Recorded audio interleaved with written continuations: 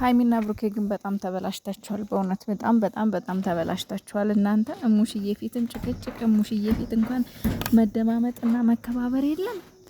ኧረ በስማም የምር የድሮዎቹ ሃይሚና ብሩኬ ምን ሆናችሁ ነው? ኧረ ናፈቀን፣ ማርያምን ፍቅራችሁ ራሱ ናፈቀን። ኧረ የድሮ ፍቅራችሁ ናፈቀን በመድኃኔዓለም እንዴ! ምን እየሆናችሁ ነው? ወዴት እያመራችሁ ነው? ወዴት እየሄዳችሁ ነው? ኧረ በመድኃኔዓለም በቃ ተደማመጡ። ኧረ ይቅርታ ባባሉ። ኧረ አንደኛችሁ ዝቅ በሉ። ምንድነው? በጣም ከባድ ነው። ለማንኛውም መቼም ተስፋ አልቆርጥም። አሁንም ተስፋ አልቆርጥም በእናንተ። አሁንም መቼም ተስፋ አልቆርጥም።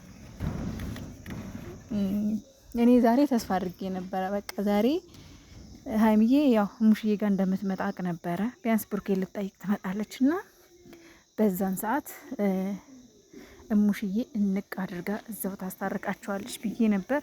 ግን እሷን ራሱ ሊያከብሯትና ሊሰሟት አልቻሉም። ምንም እሷ ፊት ራሱ ሊደማመጡ ራሱ አልቻሉም። በጣም ይገርማል። በዚህ ልክ ግን መበላሸታችሁ በጣም ገርሞኛል። ሰላም ቤተሰብ እንዴት ናችሁ? ያለው እግዚአብሔር ይመስገን። በያላችሁበት ዓለም ዳርቻ ሁሉ ሰላማችሁ ብዝዝት ትርፍርፍ ይበልልኝ። ውድ ጨረቃ ፋሚሊዎች ሰላማችሁ ይብዛልኝ። እንግዲህ ዛሬ ብሩኬ መግቢያ ሰርቷል። እግዚአብሔር ይመስገን ደህና ነው። ግን ደግሞ ብሩኬ አልታመመም፣ ዝም ብሎ ነው የውሸት ነው ምናምን ለምትሉ እኔ ብሩኬ የእውነት እንዳመመው በደንብ ዛሬ አይቻለሁኝ። ምንድነው ያየሹ ካላችሁኝ ፊቱ ያስታውቃል ውዶቼ። አነጋገሩ፣ ድምፁ የምር ያስታውቃል። በደንብ ነው የሚያስታውቀው። እና ቡቡዬ አሞታል እውነት ለመናገር ድምፁ ራሱ ታፍኗል። አይታችሁት ከሆነ በግድ ነው ያወራ የነበረው። እና ቡቡዬ አሁንም ፈጣሪ ጨርሶ ይማረህ። እንደዚህ ሆነ ስላየው ደስ ብሎኛል። ያው ደህና ነው፣ አሁን ላይ እንኳን ደህና ነው።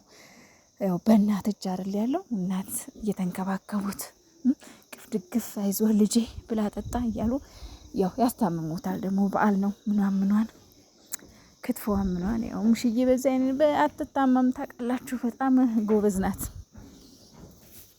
እና እኔ እንጃ ሙሽዬ ረጅም እድሜና ጤና ይስጥሽ። የማቱ ሳላን እድሜ ያድልሽ። በጣም መልካም እናት፣ በጣም ጥሩ እናት ናት። አነጋገር ሃይሚዬን እቅፍ ድግፍ የሆነ ደብስ ስታረጋት እንዴት ድረስ እንደምትል እግዚአብሔርን። እናት እኮ ግን የእውነት እናት ለዘላለም፣ እናት ያላችሁ ለዘላለም ትኑርላችሁ፣ ትኑርልን። የእውነት እናት እኔ እንጃ ከባድ ነው። በህይወቴ የምፈራው ነገር በጣም የምፈራው ነገር ቢኖር በስደትም እያለሁ አሁንም ስቲል ኢትዮጵያ ገብቼ በጣም የምፈራው ነገር የእናቴን ነገር ነው። የእውነት የእናቴን ነገር ማለት ነው። እኔ እንጃ ብቻ ከባድ ነውና እግዚአብሔር ሁላችንንም እናት ረጅም በእድሜ ላይ እድሜ ጨምሮ ይስጣቸው። እናቴን ነው የምላችሁና እንግዲህ ያው ብሩኬ የነፂንም ሞት ሀዘኑን ገልጿል። እንግዲህ ነፂ እውነት ለመናገር የብዙዎቻችን የሳቅ ምንጭ ነበር። እኛ እንጃ ብቻ እኛ ትልቅ ሰው ነው ያጣነው በእውነት ኢትዮጵያ እጅግ በጣም ትልቅ አርቲስት፣ ትልቅ ሰው ነው ያጣ ዛሬ።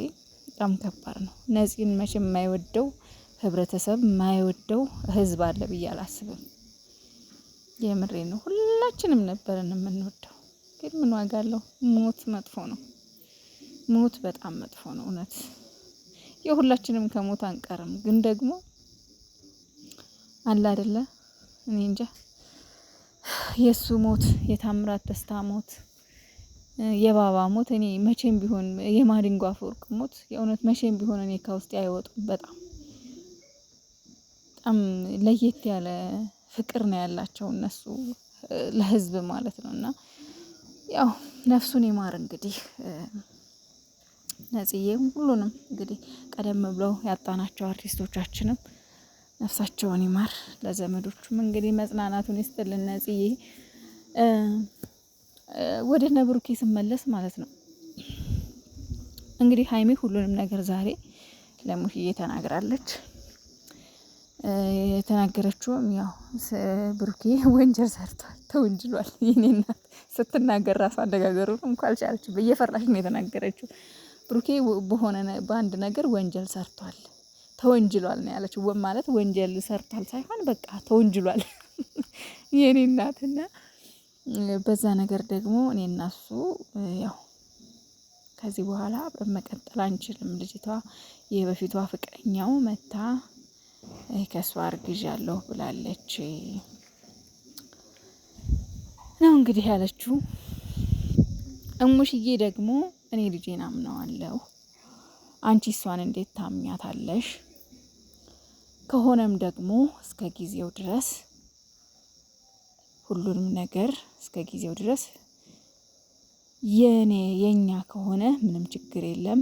እሷ ጥሎሹን ከጣለችለት እኔ ልጁን እቀበላታለሁ፣ ምንም ችግር የለም ብላለች ሙሽዬ። እንግዲህ ብሩኬም ደግሞ ልጁ የኔ አይደለም ነው ያለው። ነገር ግን ይሄ ልጅ ወፊትም ቢሆን ይሄ ልጅ የኔ ካልሆነ ሀይሚ ወደ ህይወቴ ተመልሰሽ ብመጪ አልቀበልሽም፣ ልጁ የኔ አይደለም እያልኩ እየነገርኩሽ ነው። ወደፊት ደግሞ ልጁ የኔ እንዳልሆነ ያወቅሽ ጊዜ ወደ እኔ መመለስ አትችይም ብሏል። ሀይሚዬ ደግሞ እሙሽዬ እንዴት ታምኛታለሽ? እንዴት ልታምኛች ቻልሽ ስትላት አግኝቻታለሁ ብሏል። ሀይሚዬ እዚህ ጋር ትክክል ናት። ይቅርታ አድርጎልኝ ቤተሰብ ትክክል ናት። አሁን ሁላችንም ብሩኬን ያደርገዋል አያደርገውም አይደለም ዋናው ፖይንት፣ ያደርገዋል አያደርገውም እሱ ሌላ ጉዳይ ነው። ግን ለምን አገኛት የሚለው አሁን ሁላችንም ብሩኬ እንድንወቅሰውም እንድንፈርድበትም ማለት መፍርድ ሳይሆን በቃ ለምን አገኛት ይህ ልጅ ምናምን የሚባለው ነገር እኔ የእሱ እንዳልሆነ አሁንም ደግሜ እናገራለሁ። ግን ልጅቷ ለምን አገኛት የሚለው ነገር ለእኔም ጥያቄ ነው። ልጅቷም ማግኘት አልነበረባትም። ይሄ ትልቅ ስህተት ነው። ገባችሁ? ይሄ ነው አሁን ሀይሚ እንድታምነው ያደረጋት። በቃ ልጅቷን እንድታምናትና ይህንን ነገር ሀይሚ እንድትቆርጥ ወይም ደግሞ እንድትከፋ ያደረጋት ማግኘቱ ነው። ልጅቷ ደግሞ በምንም አጋጣሚ ይሆን በአጋጣሚ የሚሆን የተገናኙ ሰርግ ቤት የሚሆን የተገናኙ ድግስ ቤት የሚሆን በሆነ አጋጣሚ የሚሆን የተገናኙት ያችን መገናኘታቸውን ያችን የተገናኙባትን አጋጣሚ ተጠቅማ እሷ ሁለቱን ማለያየት ነው ስራዋ። ገባችሁ? ብሩኬን ከባድ ሚስቴክ ውስጥ ለመክተት የተጠቀመችው ምንድን ነው? ያችን መገናኘቷቸውን በቃ በሆነም በምንም አጋጣሚ ሆን ብቻ ተገናኝተዋል። እንደተገናኙ ብሩኬ ተናገረ።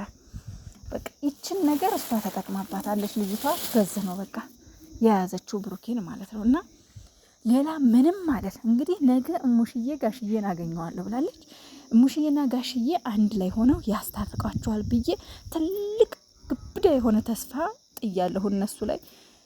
ከዛ ባለፈ ግን መድኃኔ ዓለም ክርስቶስ እሱ ይችን ነቀርሳ የሆነች እዩ የምትባለውን ከመሀላቸው ንቅል አድርጎ ፈጣሪ ያወጣላቸው። ከዚህ በላይ ምንም ማለት አልችልም።